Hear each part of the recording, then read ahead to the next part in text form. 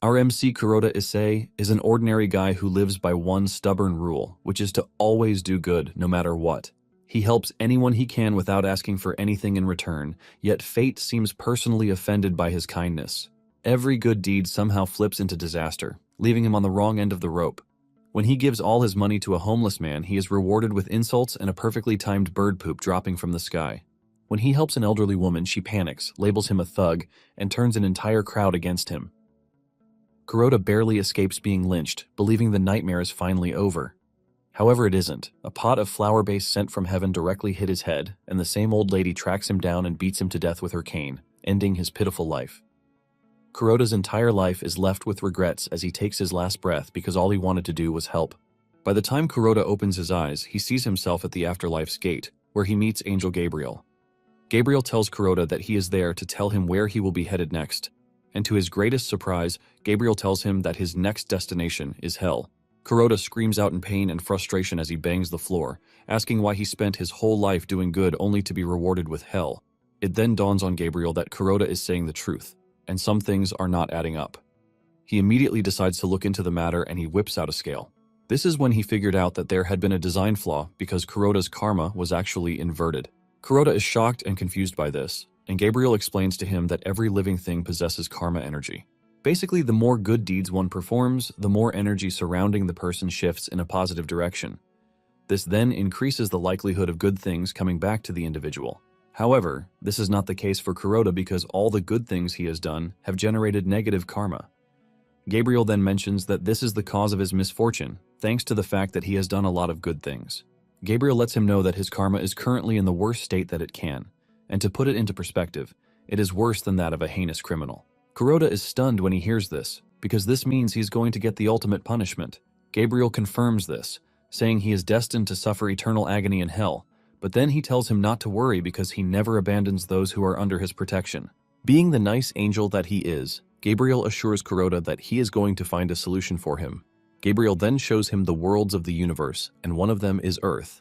But he tells him that he can't return him to his original world since magic doesn't exist on Earth. In addition, he can't bring back the dead on Earth, which leaves him with just one option, and that is sending him to a totally different world. To help his case, Gabriel tells him that he is going to help him find a world where someone like him exists. He takes a quick search, and Gabriel picks a world with multidimensional magic. Gabriel spots a mage who just tried a forbidden spell, which killed his soul. However, his body is still alive and empty. Gabriel then tells Kuroda that he is going to send him into this body. Kuroda is confused by this, but Gabriel urges him to calm down, assuring him that he will understand everything soon enough. In addition, Gabriel tells him that he is going to give him a small gift as compensation for his inverted karma. This turns out to be ultimate karma, which displays on a status window right in front of Kuroda. The information on the screen tells Kuroda that for every good deed, he gains 100 luck points, and these luck points are temporary. Gabriel then instructs Kuroda to find the white mage, because he is the only one with the magic to return Kuroda to Earth. Even with this, Kuroda is confused about what to do, and Gabriel tells him that he also doesn't know. Gabriel mentions that he is not allowed to interfere with the things that are happening in the universe. Nonetheless, Gabriel wishes him good luck, hoping that luck stays on his side this time around. As Gabriel sends him off, he offers his sincerest apology for what he has gone through. Kuroda's soul passes through the astral portal, and when he opens his eyes, he finds himself in the mage's body. Kuroda is surprised and impressed that he actually got a second chance at life. Now that he is on his second play, he remembers that his mission is to find the white mage so he can return to Earth and live a normal life. Kuroda stands up and walks to the mirror, and he is impressed with his new badass look. He is in the middle of this when he hears a loud noise behind him. He walks over to investigate, and what he sees sends a wave of shock through his body. There are thousands of monsters standing in front of him, chanting "Long live the Black Mage," and while he is still trembling from this, a goblin appears behind him, telling him to put on his cloak. The goblin then tells the monsters to cheer for the strongest man in history, who has never performed a good deed in his entire life. Basically, the Black Mage is known for committing the worst atrocities in the world, which is why he is known as the incarnation of evil itself. Because Kuroda cannot process what he is staring at, he runs back inside and shuts the door. His first instinct is to run away because he doesn't know what he is doing among monsters. Suddenly, the goblin from before appears beside him, asking him if he is alright. Kuroda almost faints from the dude's sudden appearance, and he demands to know what he wants from him. The goblin then introduces himself as Grut, telling Kuroda that he is his new advisor, whom he appointed just yesterday. Kuroda immediately asks him to tell him why there are hundreds of monsters in front of his castle. Grut then replies with a smile, telling Kuroda that they are there because he was the one who ordered them to gather. Apparently, the Black Mage was planning on attacking the surrounding villages, which is why he summoned his army. Kuroda freaks out when he hears this, and he tells Grut to cancel everything he has said before. Grut is shocked and confused when he hears this. He immediately blames himself, and surprisingly, he flicks his finger to set himself on fire. Kuroda is shocked to see this, and he instinctively unleashes his magic to stop the fire. The moment he does this, the status window informs him that the ultimate karma has been activated. Grut continues acting weird as he goes down on his knees, asking Kuroda to forgive him and grant him the mercy of death. Kuroda is confused by this, and Grut continues by saying everything was his mistake. However, he has no interest in ending up like the previous advisors, whose souls' screams still echo within the castle. Confused, Kuroda asks Grut what he means by this, and Grut points to the wall. Kuroda turns around to see hundreds of heads on the wall, leaving him to scream out, demanding to know what exactly it is that he is looking at. He walks up to the wall with so much disgust that he starts wondering what they all did to deserve such gruesome deaths. He looks closely to see that there are name tiles on the wall and the reason for their deaths. There is one who served as the king's advisor for 6 days, and he was executed for being late. There is another who served as the king's advisor for 13 days, and he was gruesomely eliminated for trying to flee the castle. One even served for just 31 minutes and was killed just for spitting. Kuroda is stunned to see how evil his former self is, and he immediately tells Grut that he has no intention of harming him. Because of this, Kuroda tells Grut that he has appointed him as his lifelong advisor. Grut is shocked to hear this, and he thanks Kuroda for the appointment. Kuroda then tells him that he has some questions for him, and no matter how strange they seem, he wants Grut to answer everything properly. The first question Kuroda asks him is who he is, and Grut replies that he is the greatest Black Mage in the universe. Kuroda then demands to know his name, and Grut replies that his name is the Black Mage. Kuroda also asks Grut where they are. When Grut hears this, he believes that Kuroda is asking him all these questions to test his knowledge as his advisor. Grut then tells Kuroda that they are currently in his castle, which is an impregnable fortress that rules over the southern lands. Apparently, the castle also serves as the general headquarters for his army. It finally dawns on Kuroda that he is basically reincarnated into an evil dude, and he is now in command of a whole kingdom of monsters. Kuroda then demands to know when he has been the ruler of the southern lands. Grut thinks for a minute and frantically answers that it has been 40 minutes, but Kuroda screams at him, asking him what he means by this. Grut quickly corrects himself, saying he made a mistake. It turns out that he meant to say 40 billion years, but Kuroda doesn't think this is accurate either. With fear written all over his face, Grut says he has failed his master again. He then pulls out a knife, ready to kill himself with it, but Kuroda stops him, telling him to stop being hasty. By stopping Grut from killing himself, the ultimate karma activates again. Kuroda then tells Grut that he is ordering him to continue living no matter what. Kuroda lets him know that he is going to suffer a death worse than all the other advisors if he ever tries to kill himself again. Deep down, Kuroda is only bluffing, since he doesn't even have the guts to do evil. After making sure he has laid out his instructions to Grut, Kuroda remembers what his mission is again, which is to find the White Mage. Kuroda is determined to return to Earth no matter how bad things get because he wants to see his comforter again, and this is no other person but his mom. Kuroda then asks Grut if he can see the status window, but Grut replies that he sees nothing. With this, Kuroda figures out that he is the only one who can see the status window. Kuroda then asks Grut about the White Mage, demanding to know what kind of person he is. The moment this question drops from his mouth, fear creeps through every living thing in the room, including Grut. Grut then replies, saying the White Mage is the most trashiest garbage in the world. Grut continues by assuring Kuroda that he is going to bring him the White Mage's head. Kuroda calmly tells Grut that he appreciates his tenacity, but he is more interested in what kind of magic that the White Mage uses. Grut reveals that the White Mage manipulates multidimensional magic, and he creates massive vortexes that blow away monsters like them into other worlds. When Kuroda hears this, he figures out that he has found a way back to Earth. He then tries to use the multidimensional magic he is staring at on the status window, but the system informs him that it is not compatible with black magic. Since this is the case, he figures out that asking the White Mage for help is the only way out. Kuroda then asks Grut if he thinks the White Mage will be willing to lend him his magic, but Grut replies that the White Mage is his arch-enemy. Grut lets Kuroda know that the White Mage would rather die than help Kuroda. Kuroda already has this figured out, but he believes that he should have a bit of an advantage thanks to the skill he got from Gabriel. Kuroda decides to check out more info on the ultimate karma. The system informs him that by increasing his luck points, the probability of fulfilling his wishes basically increases. With this, Kuroda figures out that he can continue accumulating good deeds. He remembers that he has saved Grut's life twice, which means he is supposed to have 200 points already.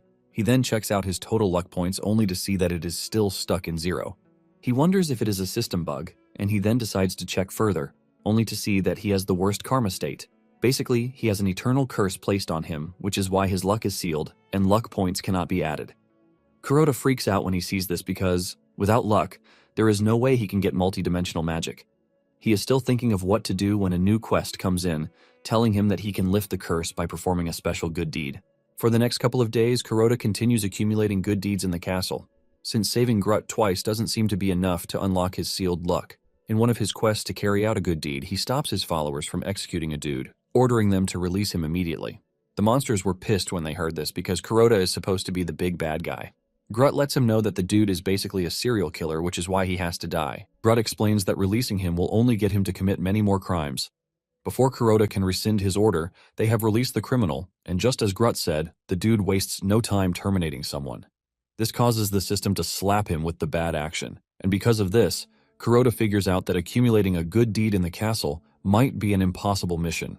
He decides that he has to find another way to perform the said special good deed, so he can let his mother know that he is still alive. In his quest to do this, Kuroda leaves the castle, and he heads to the Western Territory. Upon getting to the outskirts of the territory, Grut asks him if he is really sure that he wants to enter the Western Territory because they don't know when the soldiers might attack. Even with how dangerous the whole thing appears to be, Kuroda doesn't mind, and he tells Grut that they need to continue their journey.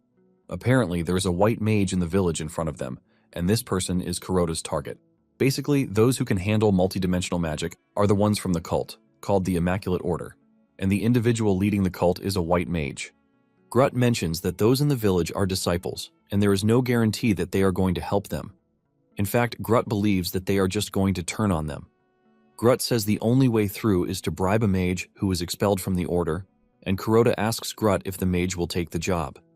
Grut replies that he would probably take the job because he is called Tyrion the Greedy. Apparently, Tyrion was earning money with multidimensional magic, which earned her an expulsion from the order. Kuroda is glad to hear this, since he is a rich black mage who has no problem with money. As they enter the village, they come across a young lad who is sitting by a well, and he looks sad. Being the monster that he is, Grut wastes no time suggesting that they kill the boy. However, Kuroda stops him, saying he has a better idea. Kuroda walks up to the boy, asking him why he is alone in such a dangerous place. Kuroda wants to know if he has no parents, but the boy reveals that he does, but his father took out a huge debt with a mage, which he has to help him pay back. When Kuroda hears this, he asks the boy if he is talking about Tyrion, and the boy nods to confirm this. Kuroda then asks him if he knows where Tyrion is, and the boy replies that everyone is currently watching Tyrion's show at the tavern. Kuroda then tells Grut that it is time they leave, but before then, he has something he has to do. Grut immediately assumes that Kuroda wants him to chop the boy into tiny pieces, but Kuroda stops him, saying he is fine. Kuroda then reaches for his money pouch and brings out a gold coin.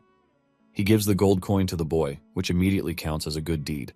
The boy almost passes out from excitement when he sees the gold coin, but Kuroda doesn't seem satisfied, since the system didn't really take what he did as important. Grut, on the other hand, is also surprised that his master is giving a human a gold coin. Kuroda immediately misinterprets what Grut said by assuming that the one gold coin is not enough. Kuroda then decides to hand over the entire money pouch to the boy, leaving the boy the happiest person on the planet. Grut freaks out when he sees this, as he continues to ask himself why Kuroda would do such a thing. Even with this, the seal on Kuroda's luck remains intact, which means everything he just did is still not enough. On the other hand, Grut is questioning all his beliefs because Kuroda is supposed to be the scariest man on the planet, but he is acting really weird. Grut is still thinking about this when he notices that the boy is super grateful for what Kuroda did for him. He even calls Kuroda his hero, and this is when Grut's delusion begins. He assumes that Kuroda is trying to make the boy his successor, and thanks to the money, he has gotten the boy under his thumb so he can continue worshipping him forever as his master. In his delusion, he assumes that the boy would start committing a lot of atrocities in an attempt to get closer to Kuroda, which will eventually make him an ally in ruling the southern lands. Grut is still imagining how everything will play out when Kuroda calls on him, saying that it is time they leave. Moments later, they arrive at the tavern, but there is no sign of Tyrion anywhere. Just then, a bright screen emerges in front of the tavern that immediately catches everyone's attention.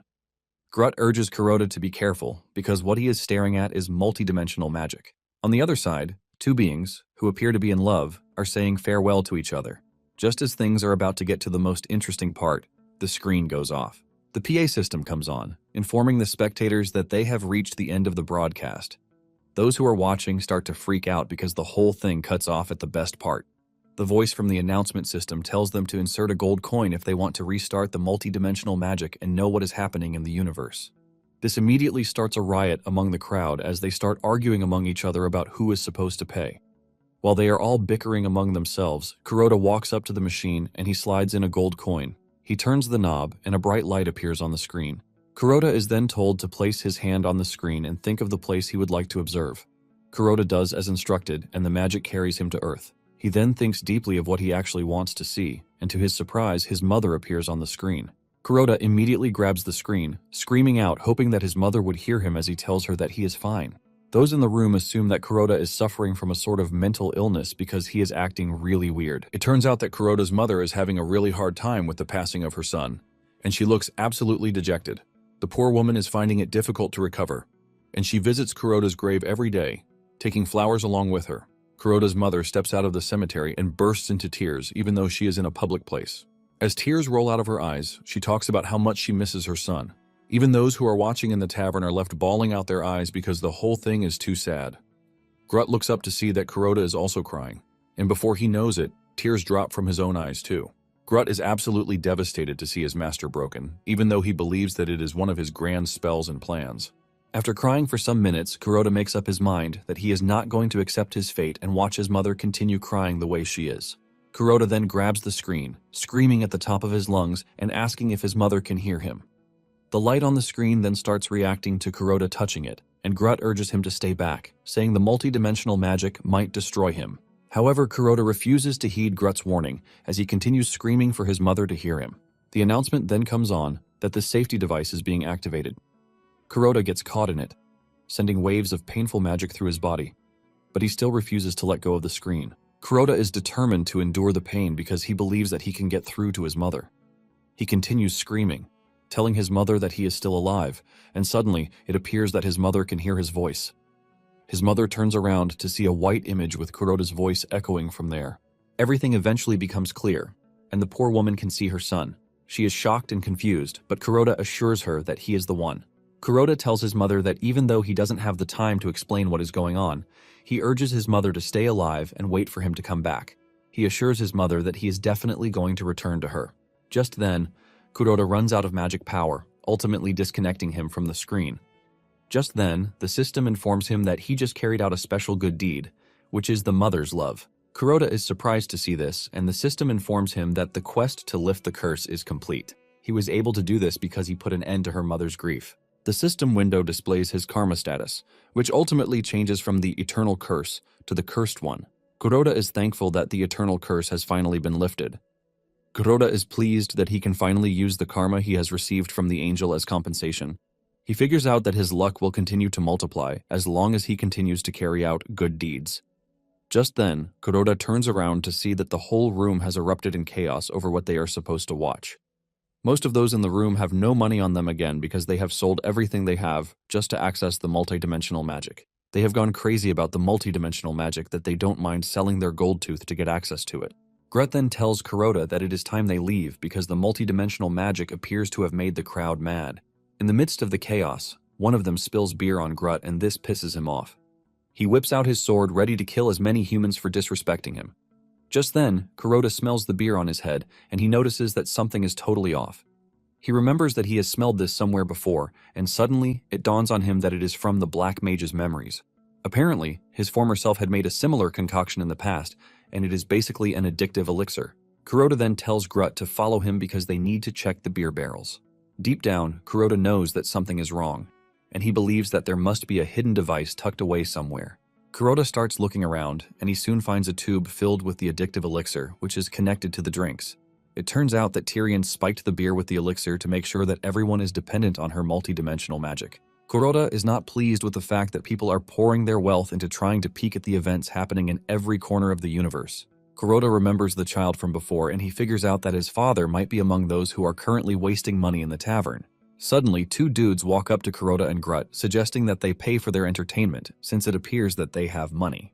Just as usual, Grut is quick to grab his weapon, ready to kill the dudes, but Kuroda stops him, telling him that it is not necessary. Kuroda lets Grut know that he can actually save everyone in the tavern. Kuroda then looks through the Black Mage's memories to try to get the antidote to the elixir. After some minutes of searching, Kuroda finds it, and using his magic power, he activates the antidote. This unleashes a wave of magical energy into everyone in the room. Surprisingly, everyone in the room comes to their senses, and they start demanding to know why they are at the tavern at such a crazy hour. Kuroda also makes sure to purify the entire village with the antidote, ultimately releasing them from Tyrion's bondage.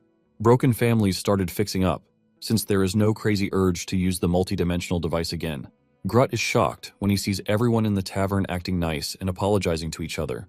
It then dawns on him that Kuroda's magic stripped the crowd of all aggression, and just as usual, he creates a delusional reason as to why this happened. He believes that Kuroda did this to make the people docile so they will never think of taking up arms because they were once like lions, but have been downgraded to earthworms. Just then, the system tells Kuroda that he just carried out a good deed, and he has gained luck points. Kuroda is thankful for this because his purification spell helped him gather points. In the end, he is able to gather 238,000 luck points, and Kuroda believes that this will help him use multidimensional magic. Suddenly, a loud explosion rocks the building, and the explosion is accompanied by the mage, Tyrion. It turns out that Tyrion is a woman, and she is pissed that Kuroda is trying to ruin her lucrative business. Grut is shocked when he realizes that Tyrion is a woman, not the big bad dude he was already imagining in his head. Tyrion ignores him and investigates the beer just to confirm what she was already suspecting, in annoyance. She throws away the cup and starts asking the people who purified the drink. Scared that Tyrion might just wipe them out, they start stuttering, replying that they didn't do anything. Tyrion then looks around to properly assess the situation before pointing to Kuroda and Grut. She is still talking about how she hasn't seen the two around when she notices that they have destroyed the elixir bottles already. She casually walks up to Kuroda, asking him if he is a part of the Immaculate Order. In addition, she wants to know if exiling her was not enough for the Order, and they are now planning to throw her in a cell. Suddenly, Kuroda finds himself standing in the middle of a magic circle, and before he can react, Tyrion activates it, releasing a burst of fire. Instead of panicking, Kuroda remembers that he has seen something like this in the Black Mage's memories, and it is called the Flame Circle. With no time to waste, Kuroda goes with his gut and he throws a gold coin to his right. Kuroda is surprised that he did this, which basically meant he was acting based on his intuition. Just then, the ultimate karma comes on, and Kuroda is told that he has just 3 minutes. The gold coin ends up breaking a water tap, which spills water everywhere, ultimately quenching Tyrion's fire. Tyrion is shocked, but the same thing can be said for Kuroda too. Kuroda realizes that he subconsciously triggered magic just like when he saved Grut's life. Kuroda is still trying to understand the situation when Grut takes off his cloak because it is on fire. However, he totally forgets that he is in the midst of humans, and this basically exposes the fact that he is a goblin. The crowd goes nuts when they see Grut and they start screaming, while demanding that Grut be killed because he is there to steal their harvest. However, Kuroda steps up to protect his subordinate from the angry crowd. Kuroda takes off his cloak, and this is when it dawns on them that the person in front of them is the infamous Black Mage. Immediately, they discover this. They all make a run for it. Even Tyrion is shocked to see the Black Mage at such an awful place. However, Tyrion has no intentions of running away because the bounty on Kuroda's head is 100 billion gold coins. Tyrion believes that she can take on Kuroda because she heard that the Black Mage was weak when he was in the Order. To Tyrion, she sees herself as a filthy rich lady already, as long as she is able to take down Kuroda. At the same time, Kuroda knows he has no chance, since he hasn't mastered the black magic just yet.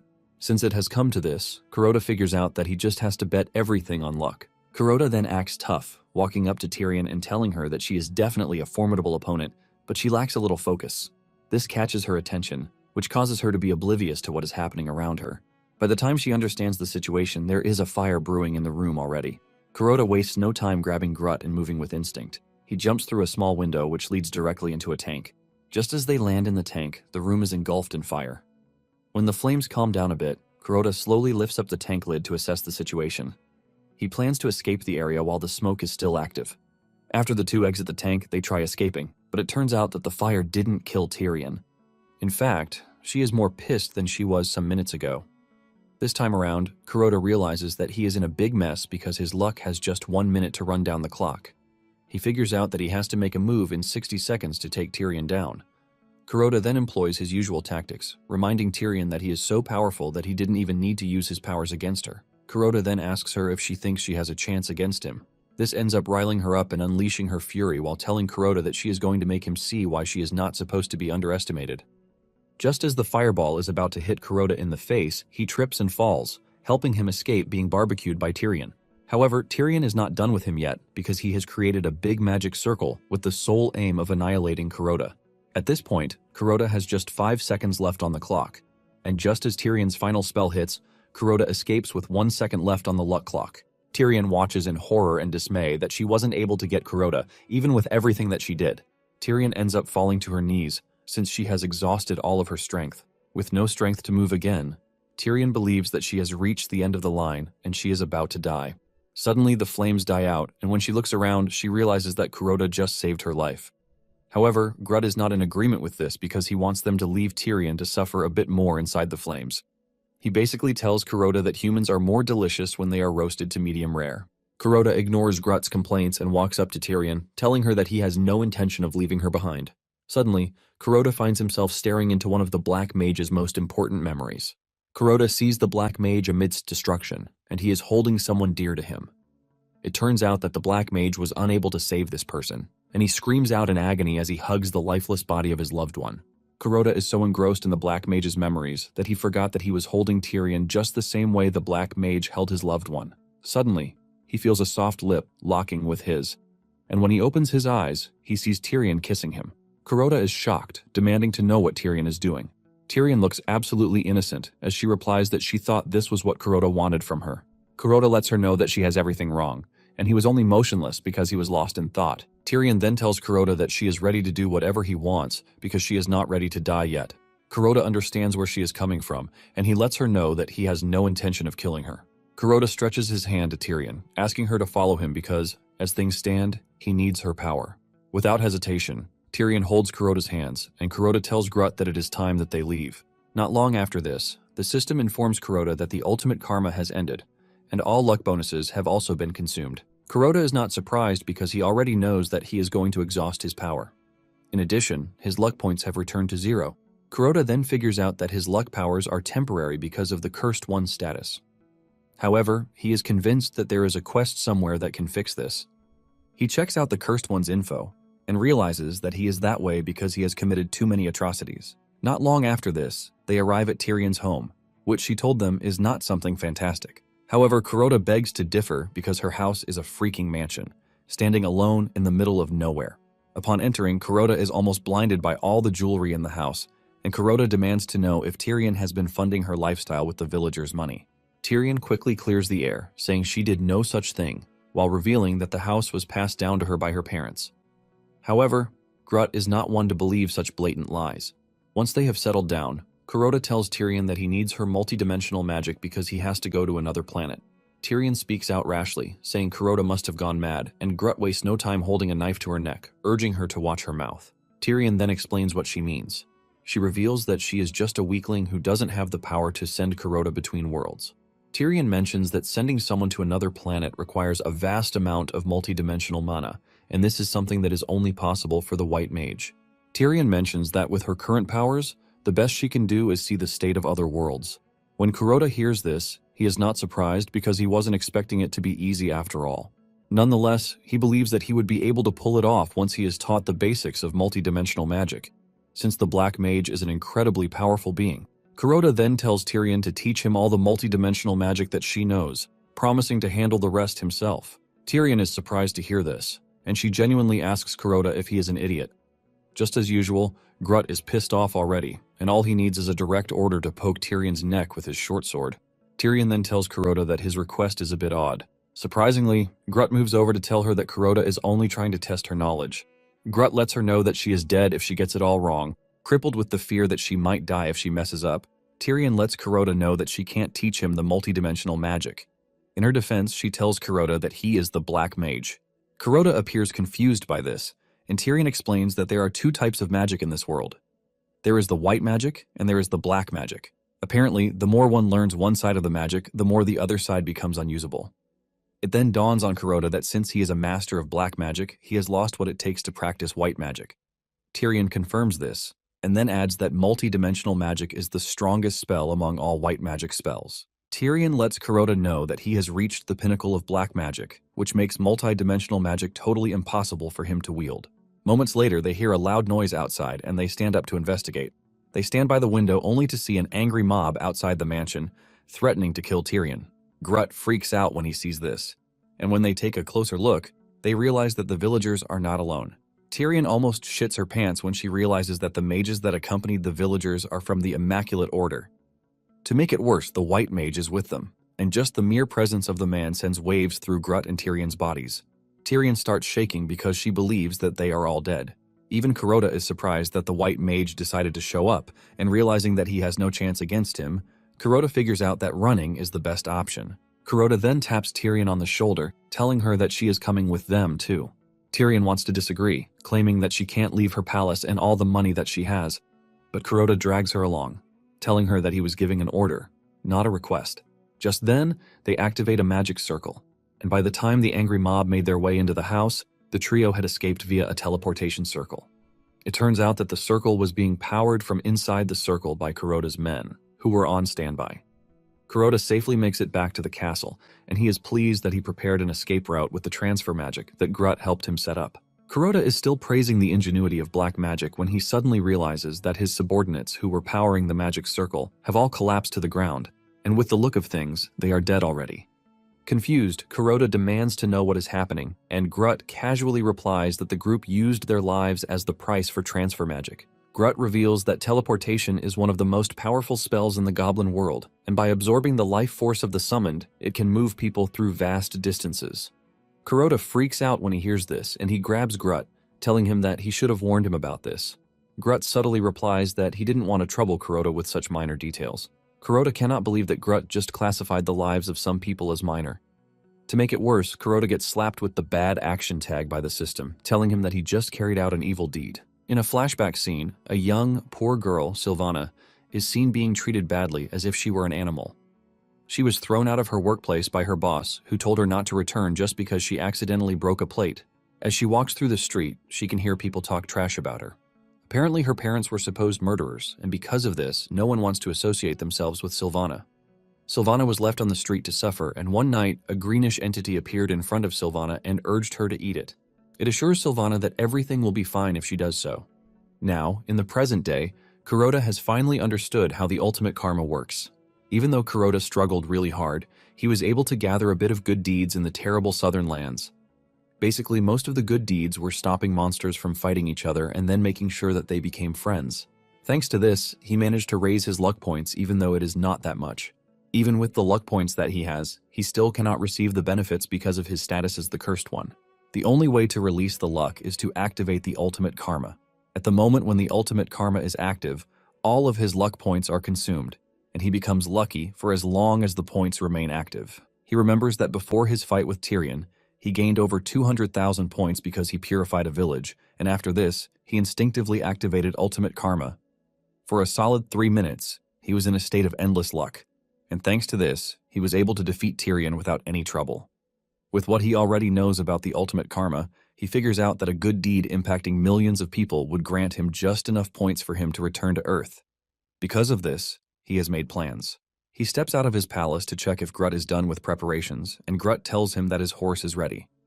Kuroda climbs his horse, and Tyrion wishes him good luck on his journey. Apparently, Kuroda and Grutt are going on a grand adventure to the edge of the kingdom with the plan to accomplish a massive good deed. Kuroda then asks Grutt if he still has the target in mind, and Grutt says yes. It turns out that they are after the evil witch, who is none other than Sylvana. Sylvana is known as the one responsible for creating the world's most deadly disease. Just as Kuroda is about to get serious with the journey, Grutt points to the house in front of them, telling him that they have arrived at their destination. Kuroda is confused by this, but Grutt lets him know that Sylvana lives in the house they are looking at. Kuroda screams at Grutt, reminding him that he said Sylvana lives at the edge of the kingdom. Grutt urges Kuroda to calm down as he takes one more look at the map. This is when Grutt finally realizes that he has found a way to explain rubbish to his master. Kuroda is pissed that Grutt made a house that is just 100 meters away from the castle seem like it was located in heaven. Kuroda then walks into the compound, and he tells Grutt to return to the castle to wait for him. Kuroda walks to the door, and before entering, he figures out that he will be able to save millions if he manages to purify Sylvana. However, the only thing he can pray for is that the antidote works. After taking a deep breath, Kuroda barges into the house with the intention of pouring the antidote on Sylvana's body. However, the moment Sylvana spots Kuroda, she rushes over to hug him, telling him how much she has missed him. This leaves Kuroda in shock because he knows Sylvana believes that he is still the Black Mage. Sylvana then drags Kuroda to her lab room, where she has developed new spores that are ready for deployment. Sylvana takes a few to use as an example and she throws them in the air. The spores immediately travel to the closest human settlement to infect them. With so much, Sylvana tells Kuroda that the new batch of spores will definitely kill millions of people. Kuroda is shocked when he hears Sylvana call millions like it is nothing. Sylvana then reveals that she is directly connected to every spore, which means she can feel the suffering the spores bring to the world. Sylvana thanks Kuroda, saying she has become a strong person because of him. On the other hand, Kuroda is not impressed because Sylvana is causing a lot of harm without realizing it. Kuroda then tells Sylvana that he has prepared a medicine that will make her even stronger. It turns out that Kuroda has researched the disease that is currently spreading, and he believes that by purifying Sylvana, everything will stop. Without hesitation, Sylvana collects the bottle from Kuroda and gulps the contents. After drinking the liquid, Sylvana continues acting normal, and this scares Kuroda because she literally drank everything in the bottle in his presence, but she is not affected. Since he has no idea what is happening, he decides to directly check the core. He uses his magic to conduct an investigation to determine the source of the corruption. Kuroda is shocked when he realizes that the major source is pretty huge. In addition, there are threads connected to the spores, and to make it worse, there are a lot of them. By the time he is done with his investigation, he realizes that the corruption is too strong, and there is no way he can purify something as strong as this. This is when it finally dawns on Kuroda that he has to do something extreme because Sylvana looks like an innocent little girl who just wants to live life. Sylvana is dreaming about the number of people who will die when Kuroda pushes a sword into her chest from behind. Sylvana turns around in shock to see Kuroda crying his eyes out while telling her that this is the only way to go about it. Sylvana is forced to ask Kuroda why he stabbed her, and Kuroda replies that it is the only way to free her from the corruption's control. Sylvana's body crashes to the ground, forcing the greenish entity inhabiting Sylvana to appear in front of Kuroda. It demands to know what Kuroda is doing. It soon dawns on the entity that Kuroda killed the host to weaken it. The entity then asks Kuroda if he has come there to challenge it, but Kuroda replies that he is not there to challenge it, but to destroy it. Kuroda then unleashes the eternal flame, ultimately roasting the entity. The entity screams in pain while promising Kuroda that he is going to regret what he just did. Kuroda only intensifies the fire to make sure that the entity properly dies and vanishes. After Kuroda is done, all of the entities that influence the world start to disappear. Everyone who has fallen sick thanks to the spores provided by the entity starts regaining their health at that very moment. While people are getting healed around the world, Kuroda is getting rewarded with luck points. Kuroda is blown away by the number of points that keep coming just from purifying Sylvana and destroying the evil entity. Before he knew it, his luck points had exceeded 1 billion already. Kuroda is pleased with the number of points he has amassed, and he believes that he can return to Earth with this. Kuroda then carries the dying Sylvana in his arms, telling her that he is going to save her before he returns to Earth. Kuroda activates the ultimate karma, and he is given 3 minutes of maximum luck value. Kuroda is pleased when he realizes that his status at that moment is stated as divine luck. Meanwhile, there is a planet headed for a certain planet. At the same time on the same planet, the White Mage was about to wipe out the entire Centaur tribe. Just as the White Mage's magic is about to hit, the meteor flies past, ultimately deflecting the White Mage's magic. The deflected magic then travels to Sylvana's house and lands there, destroying a portion of the house.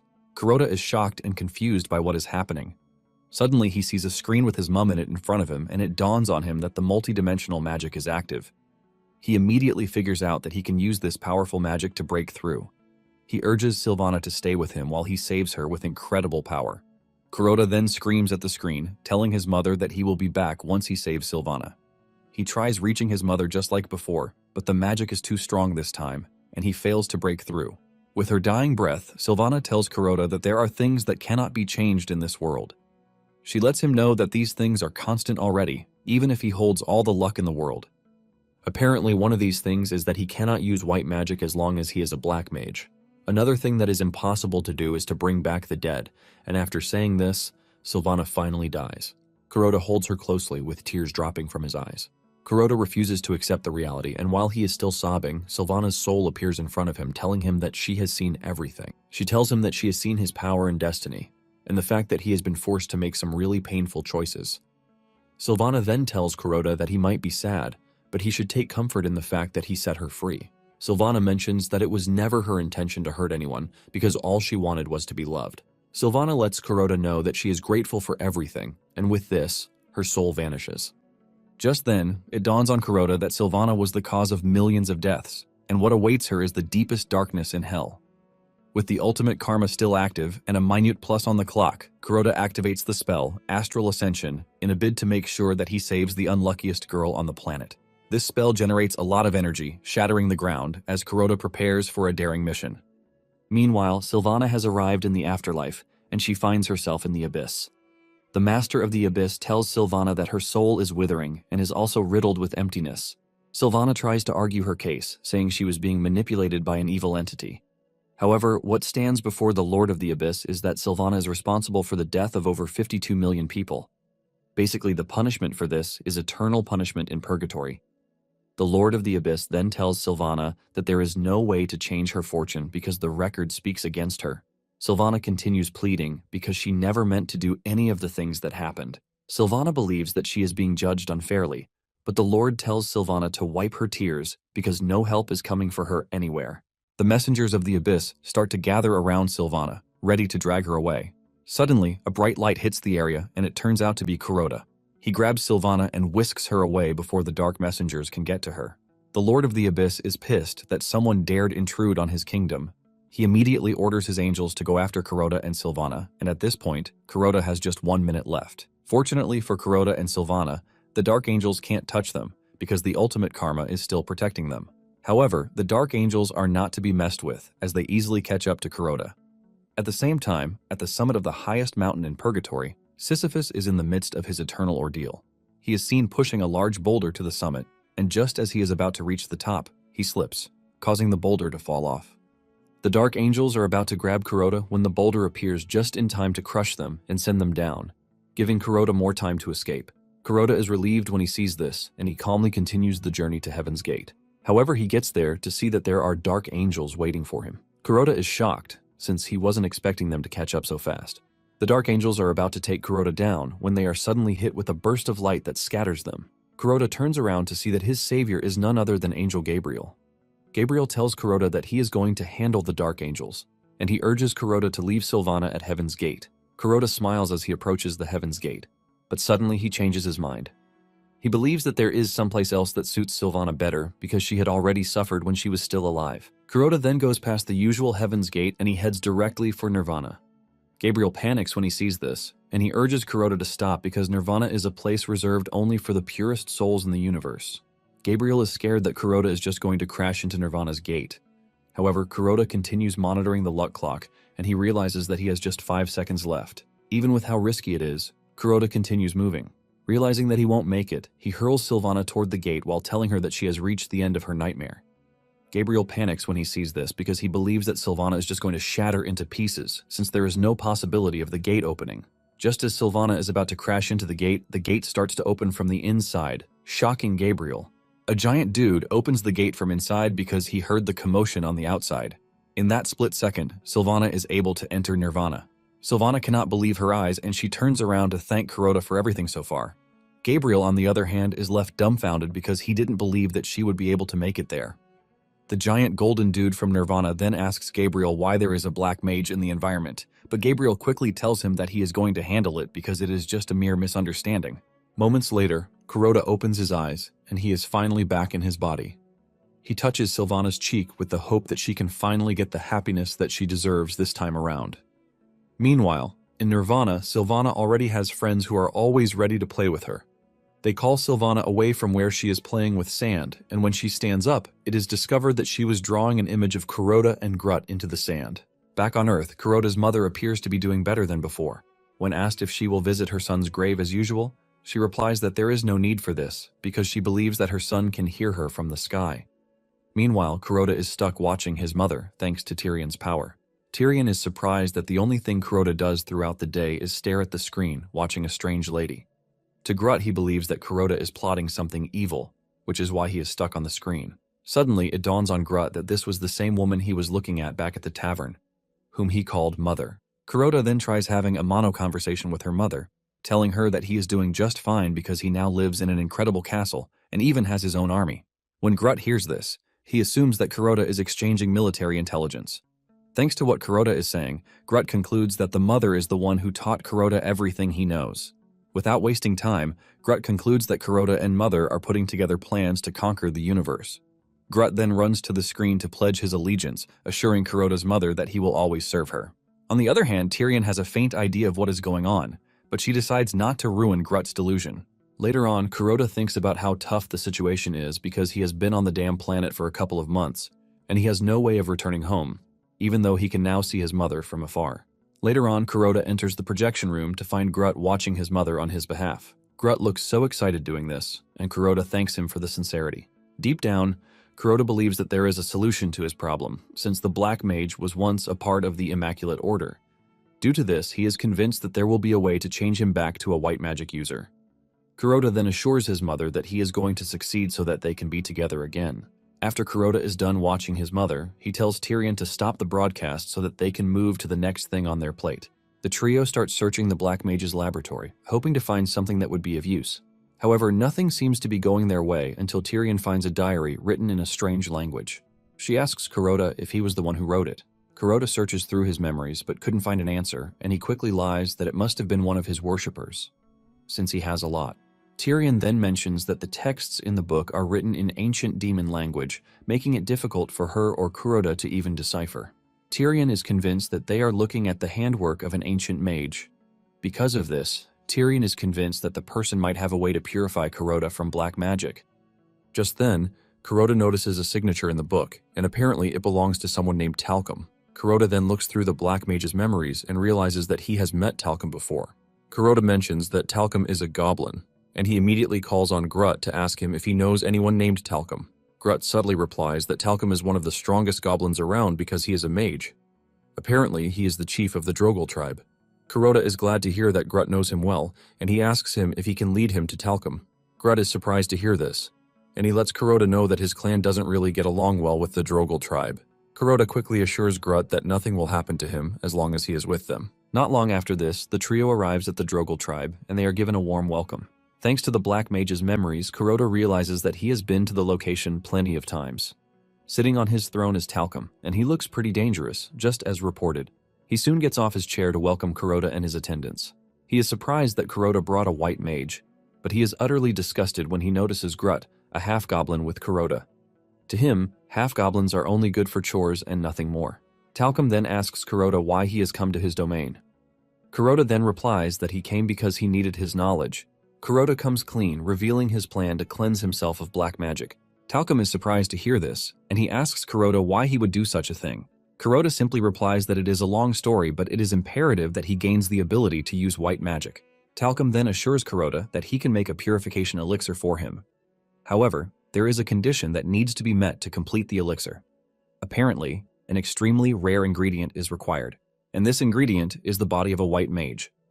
Talcum suggests that they begin the process, since Kuroda already has a white mage with him. Tyrion almost faints when she hears this, but Kuroda steps in, telling Talcum that Tyrion is out of bounds because she is his mage. In addition to this, she has been exiled from the Immaculate Order. Nonetheless, Kuroda assures Talcum that he is going to bring him what he needs in the near future. Once they are both in agreement, Kuroda prepares to leave, and he tells Grut to arrange a military council because they are about to go on a hunt. Kuroda knows that the only way for him to hasten the purification process is to kill a white mage, but he wants to do so in such a way that it will be useful for the people, so it can count as a good deed. Shortly afterward, Kuroda gathers his top members for the military council meeting.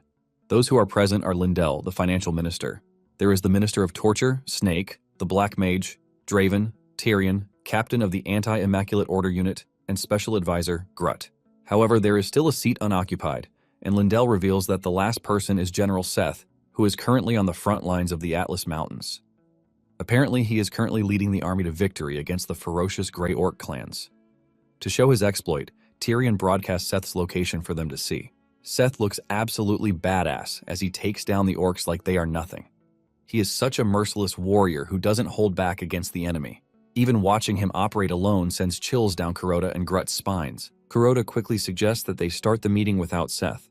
Kuroda then reveals that he gathered them for an important reason. While he is addressing the council, Tyrion leaves the war broadcast on. and they can see Seth trashing the enemy while cursing them out. Kuroda then reveals that their action is going to land a significant blow on the Immaculate Order, and this is because they are going after a white mage. Realizing that the broadcast is a distraction, Kuroda urges Tyrion to cut it. Snake then asks Kuroda if he has a specific target in mind. Deep down, Kuroda immediately switches to his bluffing mode. Kuroda confidently replies that he has someone in mind, and it is their plan to end the reign of the most evil white mage in history. Apparently, this white mage has committed so many atrocities that warriors even tremble at the mention of his name. It turns out that everyone at the table really hates the person Kuroda is talking about, and they are all gearing up to go. Kuroda then leaves them to say the name of the target, and in perfect sync, they all mention the same name, the merciless Canul. Kuroda then confirms this, telling the council that it is time for Canul to get exactly what he deserves. Grut then asks Kuroda what they are supposed to do about the Bloody Militia. Kuroda is confused about the question, and Grut mentions that the Bloody Militia are Canul's royal guard. Basically, they are the most feared mercenary group in the Western lands. Even with this, Kuroda doesn't seem to be worried. He then orders Grut to prepare the army because they are going to war. It turns out that Kuroda has been training for the past couple of weeks to make sure he is a bit prepared. And talking about Canul, he is living in a secluded castle that is surrounded by the Bloody Militia. Fortunately for Kuroda, Grut was able to gather all the demons who weren't on the expedition with Seth. Kuroda soon steps out of the castle, and Grut welcomes him, telling him that everything is ready. Kuroda stands on his balcony to have an overview of the army Grut has gathered. Surprisingly, Grut has created Mother's Emblem to boost the warriors' morale. In fact, he didn't just stop there. He had the warriors engrave this emblem into their skin, and the army is all riled up, thanks to this. Kuroda is pretty much impressed by everything Grut has done so far. Shortly afterward, Kuroda and his army move into the western lands, which are Canul's territory. On the other hand, Canul appears to be aware of Kuroda's plot, and to add to the surprise, Canul knows of Kuroda's real identity. Later on at the demon encampment, Kuroda looks at the status window, and he is glad that he is prepared for the battle. Before coming to challenge Canul, he had made sure that he boosted his luck. Some weeks earlier, he snuck into the Dungeon of Torments, which is Snake's playground. There were thousands of prisoners there, and Kuroda freed all of them. This course of action then grants him a bunch of luck points, but Snake was pissed when she saw her beloved prisoners making a run for it without knowing who was responsible for it. Because of this good deed, Kuroda gathered 100,000 luck points, and she is confident that he has what it takes to defeat Canul. Not long after this, Tyrion starts complaining of boredom, suggesting that they get the siege over. Tyrion is worried that Grut will not come through, but Kuroda assures her that Grut will deliver. Just then, Grut appears from underground, holding 2 pieces of drilling equipment. It turns out that Grut has been able to dig a tunnel that leads straight to Canul's castle, and with this, they will be able to bypass Canul's defensive network. Grut is proud of himself, and he mentions that drilling is a goblin's specialty, which made it easy for him. They are still celebrating this when Snake comes forward to tell Kuroda that they have a problem. Apparently, the Bloody Militia already attacked the forward base. Basically, Canul is the first to make the first move. This immediately tells Kuroda that they need to get down to their plan as fast as possible. Kuroda orders Grut and Tyrion to follow him so that they can infiltrate using the tunnel. Kuroda lets Snake know that she is in command of the army until he comes back. He urges her to drive back the blood-stained militia, and Snake gladly accepts the responsibility. Basically, Snake has been eager to cause some destruction since she lost all of her prisoners, and this happens to present the best opportunity. Once they are in the tunnel, Grut leads the way with a torchlight attached to his helmet. Moments later, they emerge at Canul's residential district, and they are covered in mud. Since Canul's room is at the top of the tower, Kuroda and his advisors make a quick run for it, hoping to end everything before Canul even knows what hit him. Upon arriving at Canul's door, they barge into the room, expecting him to start shaking. However, Canul remains calm, and he even has a drink in his hand. Kuroda confidently tells the dude that his reign of terror is over, but Canul calmly replies that he was already expecting something like this, which was why he prepared beforehand. Suddenly, Kuroda and his advisors get trapped in a cage. However, Kuroda doesn't think this is a big deal because she is confident that such a small cage cannot do anything to him. Kuroda then tries to use his magic, but to his surprise, mana refuses to come out of his hand. This is when it dawns on Tyrion that they are currently in a force-sealing prison. Basically, anyone trapped inside is completely stripped of their magic. Canul laughs out loud because Kuroda got everything right. Tyrion then mentions that the cage is a supreme relic, which belongs to the White Mages. Canul confirms this, saying he stole it when he was expelled from the Immaculate Order. Tyrion then tells Kuroda that they are screwed because they are at Canul's mercy. Since this is the case, Kuroda then tells Canul to kill him, and Canul accepts the request. Canul wastes no time cooking up an attack spell, and he hurls it right at them. Kuroda then activates the ultimate karma, granting him infinite luck. Just as the attack is about to hit, a chandelier crashes down, blocking the attack. Kanul is shocked when he sees this, and Kuroda mocks him for messing things up. Kanul is pissed that things didn't go his way, and he decides to take things to the extreme. Kanul then activates the multi-dimensional magic to show Kuroda's mother, while revealing the fact that he knows his true identity. Kanul reveals that he has been observing Kuroda for a long time. Apparently, he has a bat watching all of Kuroda's moves. Kanul says he saw Kuroda staring at his mother every day, and this is when it finally dawns on him that Kuroda is not from this planet. Kanul laughs wickedly, revealing his plan to target Kuroda's mother. Grut is surprised to see that Kanul actually saw through Kuroda's secret. However, Tyrion urges Kuroda not to panic because only the White Mage possesses the multidimensional magic that is powerful enough to cross worlds. She is confident that Kanul can't possibly get his hands on Kuroda's mother. This is when Kanul finally reveals that the seizure prison is not the only thing he stole from the White Mage. Kanul reaches into his pocket, revealing what else he stole. Since Tyrion is conversant with these kinds of things, she is confident that he knows what it means. Tyrion panics when she sees what Kanul is holding in his hands. Apparently, it is called the Phial of Passage, and it contains the blood of the White Mage. Whoever drinks the blood can temporarily cross between worlds, and the phials were supposed to have been destroyed. Kanul laughs wickedly as he reveals that one of the phials remained intact. He then drinks a portion of the blood, which immediately grants him access to the portal. Just as he is about to cross to the other side, he tells Kuroda to say his farewell because once he is done killing his mother, he is coming back to kill him. Fear grips Kuroda, and he screams at Kanul, begging him not to touch his mother. However, Kanul ignores him and walks straight to his mother. At the same time, Kuroda is wondering why the ultimate karma is not doing anything about what is happening. To make it worse, there are only 28 seconds left on the clock. Desperate, Kuroda grabs Tyrion, telling her to help save his mother. Even though she is willing to help, Tyrion reminds him that her current self cannot handle the multidimensional magic powerful enough to cross worlds. However, Kuroda keeps screaming at her, urging her to help him. Kuroda is so broken that he falls to his knees, urging Tyrion to help him out. Suddenly, Tyrion feels something shift inside her. In no time, she finds herself on Earth. She looks around and sees Kuroda when he is still young. Just as expected, Kuroda was a sweet kid who was working hard to buy his father a chocolate bar. Apparently, his father is in a tough state, but Kuroda was willing to help. After buying the chocolate bar, he places it in his father's bicycle carrier. This initially counted as a good deed for him, but because of his negative karma, everything ends up turning out for the worse. His father gladly took the chocolate bar and he headed out to work, but he ended up getting crushed to death right in front of Kuroda while he was still waving to his father. Even Tyrion is traumatized when she sees what happened to Kuroda as a kid. Not long after this, Kuroda's father is laid to rest, but he runs away from the procession, blaming himself for what happened to his father.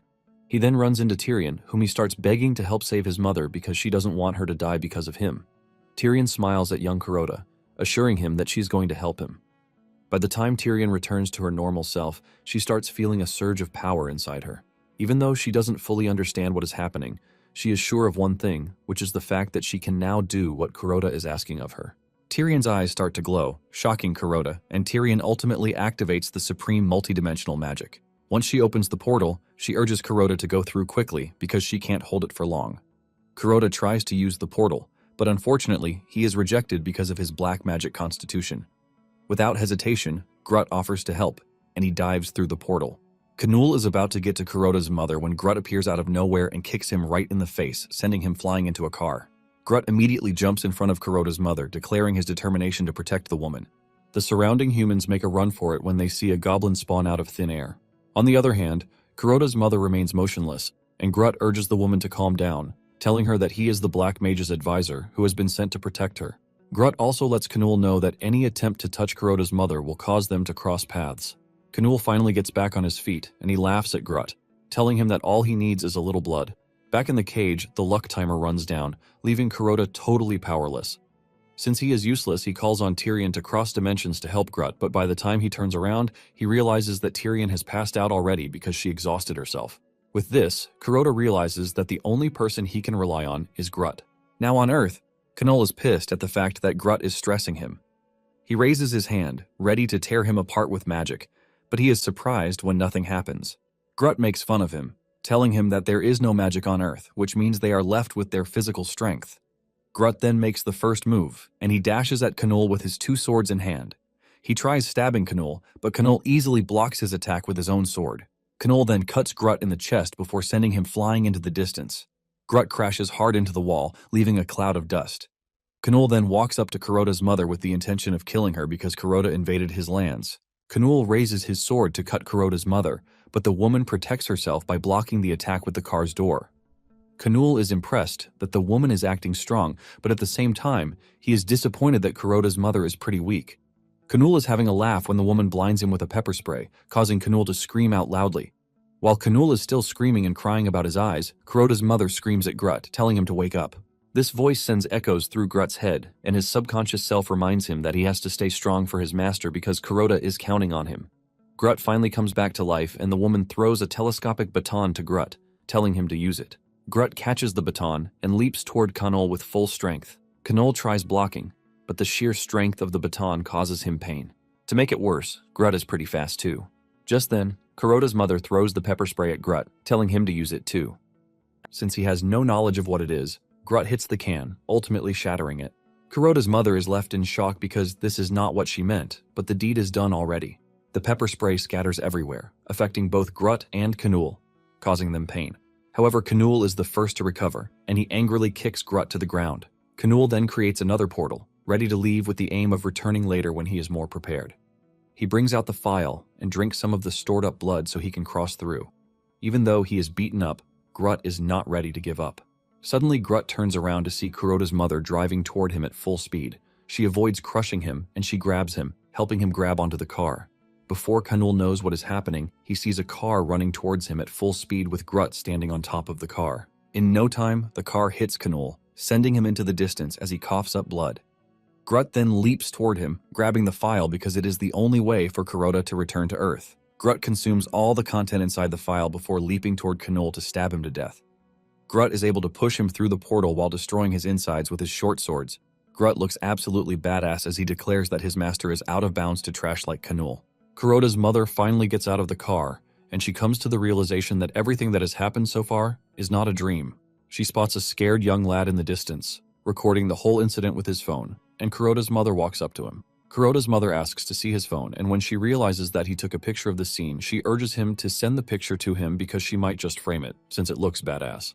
Back on the fantasy planet, Snake informs Kuroda that the blood-soaked militia has surrendered since their master is dead. Luckily, the unit has sworn allegiance to Kuroda. Kuroda is impressed with Snake's tenacity, and he commends her. He then gives her one last task. He tells Snake to take Tyrion back to the castle so she can recover, since she exhausted all of her magic. Just then, Kuroda addresses his army, and he lets them know that they are able to achieve victory because of one particular individual, and this person is none other than his special advisor, Grut. The whole legion screams out when they hear this as they cheer for Grut. Kuroda then kneels in front of Grut, thanking him for his help while also calling him his friend. After this, Kuroda tells Grut that it is time they head to Talcum's palace to deliver Kanul's body. However, Grut is too dumbstruck to move for a couple of minutes because he can't believe that Kuroda actually called him his friend. Grut ultimately declares that he is having the best of his day. Not long after this, they arrive at Talcum's place and they are given a grand welcome just like before. Kuroda drops Kanul's body on the floor, telling Talcum that he has what he needs for the elixir. Talcum is impressed when he realizes that Kuroda actually went after the toughest opponent and was able to defeat him. Talcum commends Kuroda, saying his reputation speaks for itself. Kuroda then asks Talcum if he already has everything he needs for the elixir, and Talcum confirms this. However, he urges Kuroda to give him a few hours to complete the elixir, which will rid Kuroda of the black magic within him. Kuroda is surprised that Talcum is asking for nothing in return, and Talcum replies that being able to save a friend is sufficient reward for him. Talcum then orders his special goblin squad to take Kanul's body to his laboratory so that the preparations can begin. Later on, Kuroda and Grut are seen walking through Talcum's palace. Kuroda is excited for the purification to be complete so he can finally access the multi-dimensional magic. Kuroda then mentions the goblins from earlier, talking about how tough they look. Grut confirms this, saying they are called the Four Calamities because they are the most powerful warriors of the Drogal tribe. Apparently, their names come from the sound of bones being crushed by their jaws. Grut reveals that the Drogal tribe has brought most rival clans under their control, making them the strongest among the goblins. However, Grut boasts about his own clan, saying that they are different, which is why they are an exception. Suddenly, they hear a kind of noise from one of the rooms behind them. The two then decide to investigate, but upon entering they find no one inside. Kuroda refuses to believe that there is nothing in the room, and he activates his magic to reveal whatever is being hidden in the room. Grut quickly figures out that they are in Talcum's office. He believes that there is going to be a hidden passage somewhere, and thanks to Kuroda's magic, he is able to pick out the triggering mechanism, which is a book. Just then, the access to the secret passage reveals itself, and Kuroda tells Grut to follow him. However, he urges him to be careful because he can sense an incredible amount of black magic coming from the basement. Moments later, they arrive at the basement to find something gruesome and totally unexpected. In the basement are hundreds of goblins being put under inhumane experiments to change their constitution. Grut is left dumbfounded when he spots a female goblin that he knows, and this discovery sends a chilly feeling down his spine.